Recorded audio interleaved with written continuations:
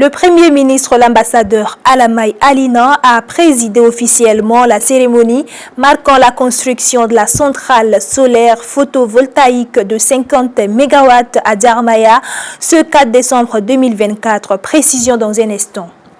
Dans l'optique de bâtir une coalition pour mener les activités d'influence et de plaidoyer en faveur des personnes affectées par les crises humanitaires au Tchad, l'Oxfam, en partenariat avec la Suède, organise du 4 au 5 décembre 2024 en Djamena un atelier. Précision également à suivre dans un instant. C'est tout pour les titres, mesdames et messieurs. Bienvenue au développement. Le Premier ministre, l'ambassadeur Alamaï Alina, a présidé ce mercredi 4 décembre 2024 la cérémonie marquant le lancement de la construction de la centrale solaire photovoltaïque de 50 MW à Djarmaya à la sortie nord de la capitale. Suivez le reportage de nos confrères de la primature. Élargir de façon conséquente l'accès à l'énergie, tel est le leitmotiv du gouvernement chargé de la mise en œuvre du programme politique du président de la République, chef de l'État, Mohamed Idriss Déby Itno. La construction de cette centrale solaire photovoltaïque d'une capacité de 50 MW, dont la pose de la première pierre de construction a été faite par le Premier ministre chef du gouvernement, l'ambassadeur Alamaï Alina, et la concrétisation de cette politique. Ce qui réjouit tout naturellement le ministre de l'Eau et de l'Énergie, Passa Le Kanabé Marcelin. Le projet qui sera lancé dans l'instant est une centrale solaire photovoltaïque de 50 MW avec un système de stockage de 15 MW et une unité thermique de 2 MW pour stabiliser le réseau et d'une ligne de haute tension de 18 km reliant la sous-station de Lamadi. Aussi, il est à noter que le contrat d'achat d'électricité signé entre SNE et GSU prévoit une durée de 20 ans d'exploitation avec une garantie d'achat de l'énergie livrée par la SNE. Après une période de 20 ans, cette société rétrocédera à l'État et c'est conformément aux clauses contractuelles. Il sied de porter à votre connaissance que cette future centrale solaire de Djarmaya permettra aussi la création de 150 à 200 emplois directs et indirects durant la phase de construction et ainsi que 60 emplois à temps plein pendant son exploitation. La présente centrale photovoltaïque est située dans le département de Haras Al-Biar, province de Hadjar Lamis.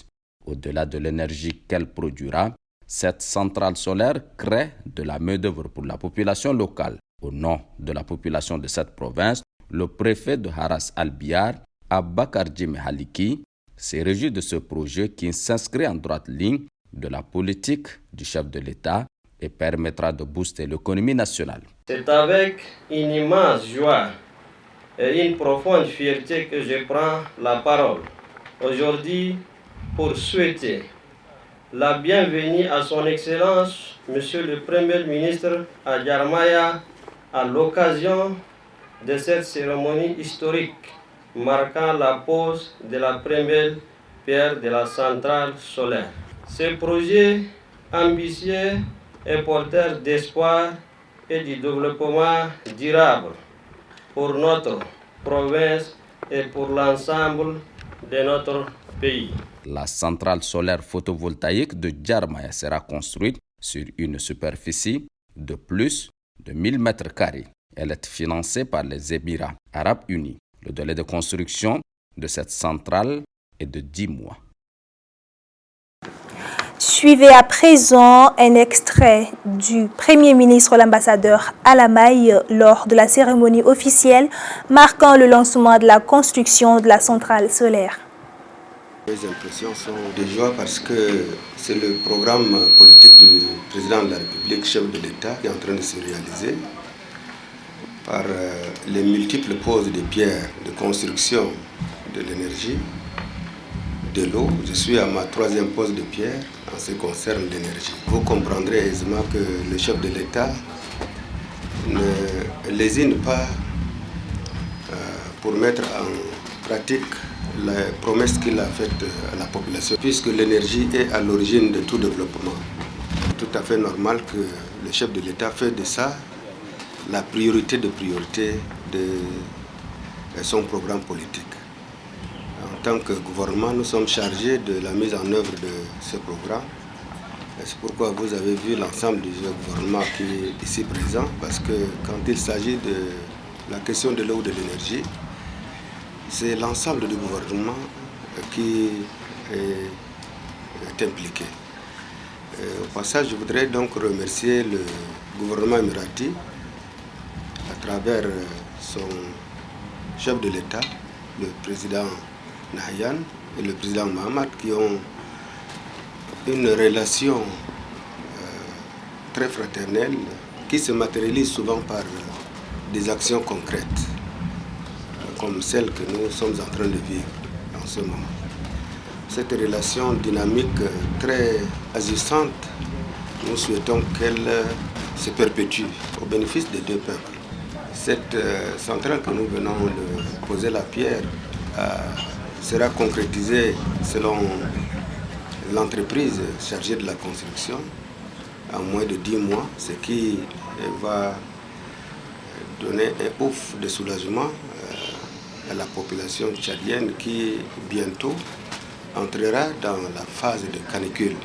Et avec le carême qui s'annonce, ça va être un ouf de soulagement. En tant que chef de gouvernement chargé de la mise en œuvre du programme du chef de l'État, je suis fier que progressivement nous sommes en train de réaliser les promesses que le chef de l'État a faites à la population sur la base desquelles il a été élu. Dans l'optique de bâtir une coalition pour mener les activités d'influence et de plaidoyer en faveur des personnes affectées par les crises humanitaires, au Tchad, Oxfam, en partenariat avec le Suède, organise du 4 au 5 décembre 2024 à N'Djamena un atelier. Ces assises sont consacrées aux sujets liés aux actions humanitaires pour protéger les personnes vulnérables. Plus de précisions avec Déborah Mboulkissam. Sauver des vies, soulager les souffrances et restaurer la dignité des populations affectées les plus vulnérables de manière rapide, efficace et efficiente au Tchad, c'est le fil conducteur de cet atelier organisé par l'organisation non gouvernementale Oxfam. Pour ces premiers jours, les participants auront échangé sur la thématique, l'amélioration de la qualité et la réponse humanitaire au Tchad avec la stratégie d'action de plaidoyer humanitaire conforme à la stratégie de réponse. Hadaougo Youkbare, directeur des programmes à Oxfam, trouve en cet atelier un privilège et une occasion en or de réunir les acteurs œuvrant pour la cause humanitaire. Sachant tous que notre pays, en tout cas le Tchad, depuis un certain temps, donc subit en tout cas des crises multiples, donc au niveau national, donc à travers, quand on prend au niveau du lac Tchad, nous avons en fait cette crise liée en fait au conflit des groupes armés. Si nous prenons la partie est avec l'afflux des réfugiés, cela nous amène en tant qu'acteurs humanitaires à avoir une réflexion en mettant ensemble nos synergies pour mener en fait un combat ensemble afin que nous ayons plus de l'harmonie, en tout cas dans cette intervention. D'où l'objectif en fait de cet atelier est la mise en tout cas en place d'une coalition pour mener une coalition nationale pour mener en fait ce plaidoyer humanitaire. Ce rendez-vous qui durera 2 jours est une occasion d'acquérir les techniques pour une mobilisation nationale pour le plaidoyer humanitaire au Tchad. Le président du parti panafricaniste du Tchad, PPT, Naimbaye Koumbaïria, a tenu un point de presse ce mercredi 4 décembre pour soutenir la décision du gouvernement sur la rupture de l'accord militaire entre la France et le Tchad. Selon le président du PPT, cette décision est une importance capitale dans la quête d'une véritable souveraineté. Écoutez un extrait de sa déclaration proposée par Yacoub Abdallah Maouloud.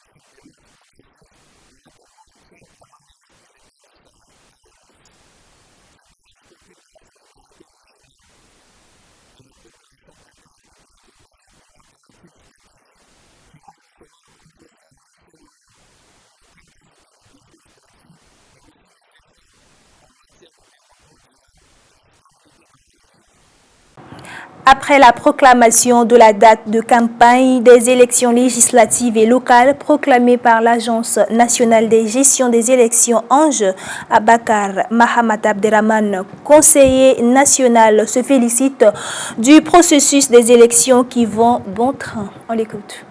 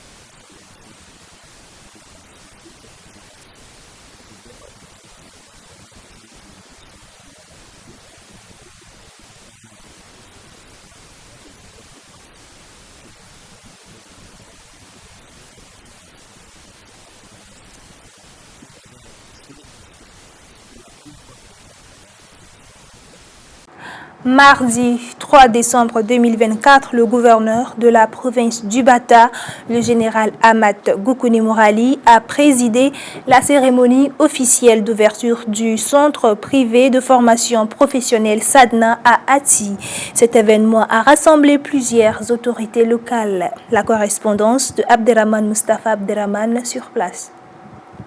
Ce centre est une initiative du groupe Sadna dirigé par M. Adoum Al-Khali Adoum Salamat, président directeur général de l'entreprise. Dans son allocution, le maire de la ville d'Ati, Abakar Moussa Kedela, a salué cette initiative qu'il considère comme une contribution significative au développement de la commune, notamment par l'appui à la formation en informatique et bureautique. Il a chaleureusement souhaité la bienvenue au centre Sadna dans la ville. De son côté, Fatime Béchir, représentante de la CELIAF, cellule de liaison et d'information des associations féminines, a exprimé sa gratitude envers le PDG Adoum Al-Khali Adoum Salamat pour son soutien constant aux femmes de la province. Elle a souligné l'importance des contributions matérielles et financières du groupe Sadna en faveur des associations féminines locales. Le chef d'agence de l'ONAP d'Ati, Mohamed Haroun, a également manifesté sa satisfaction de voir une telle initiative qui s'inscrit dans la lutte contre le chômage des jeunes diplômés sans emploi. Il a encouragé le centre à collaborer avec son institution pour faciliter l'intégration des demandeurs d'emploi dans les marchés du travail. Lors de son discours, le PDG Adoum Al-Khali Adoum Salamat a exprimé sa reconnaissance envers le président de la République du Tchad, Mohamed Idriss Déby Itno, garant de la stabilité du pays. Il a expliqué que la création de ces centres vise à contribuer au développement de la province du Bata en offrant une formation en informatique aux jeunes, en soutenant les associations féminines par des formations pratiques, notamment en fabrication de biscuits appelés localement CAC. Le gouverneur de la province, après avoir coupé le ruban symbolique, a visité les différentes installations du centre, notamment les salles dédiées à la formation en informatique, la vente des matériels informatiques et les services tels que l'installation d'antivirus. À l'issue de sa visite, le général Ahmad Goukouni Mourali a exprimé sa profonde gratitude envers le PDG pour cette initiative, qu'il a qualifiée de complément à la politique gouvernementale de la lutte contre le chômage. Il a également rappelé les nombreux gestes de soutien apportés par M.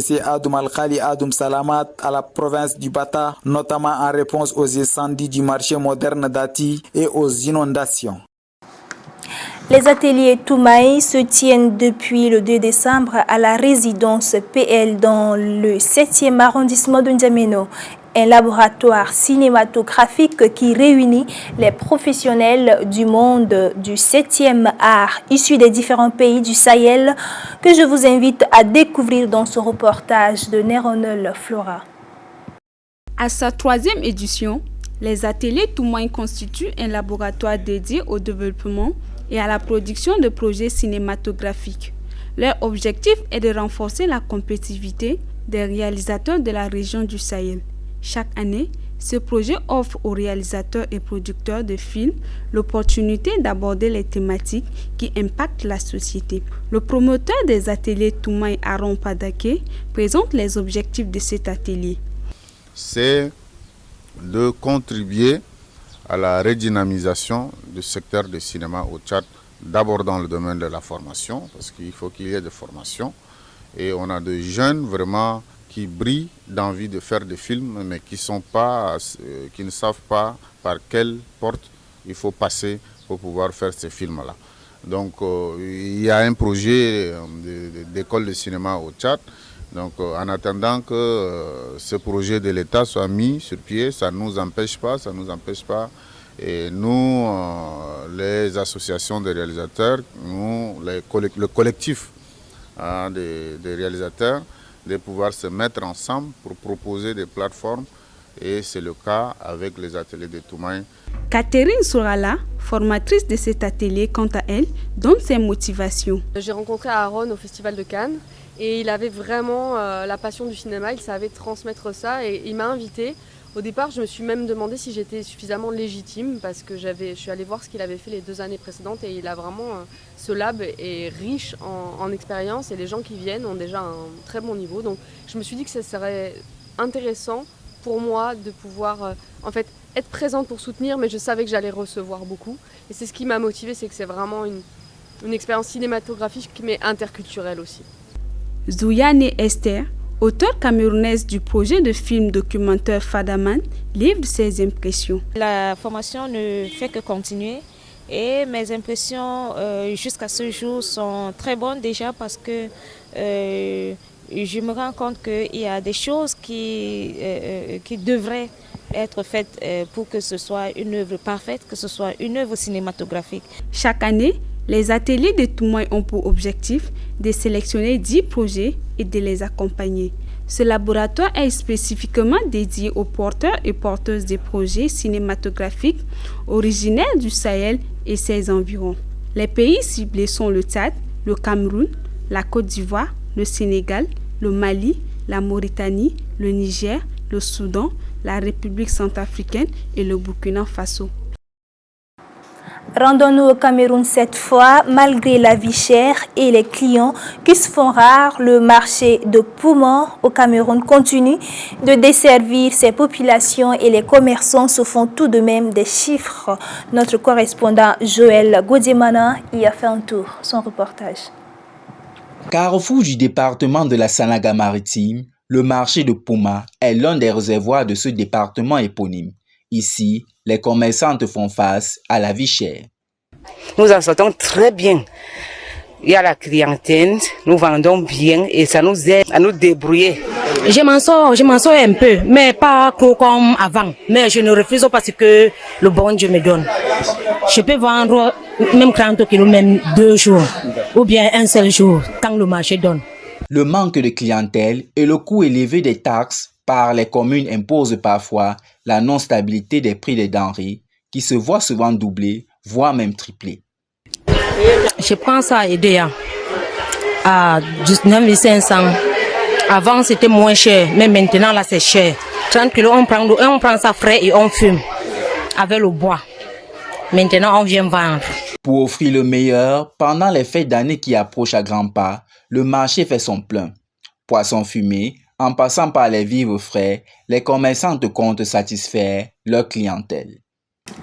Hors de nos frontières toujours, l'Organisation des Nations Unies estime que plus de 300 millions de personnes se trouvant dans une situation déplorable qui ont besoin d'assistance humanitaire dans le monde. Le continent africain en compte un nombre important. Asiam Kanjara.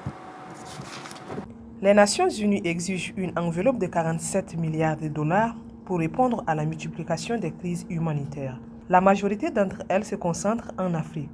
Des réfugiés somaliens devant le centre de santé géré par l'organisation française Médecins sans frontières dans l'un des plus grands campus au monde, à Dadaab, au Kenya, en passant les camps des exilés soudanais à l'est du Tchad, tous en attendant de l'aide humanitaire.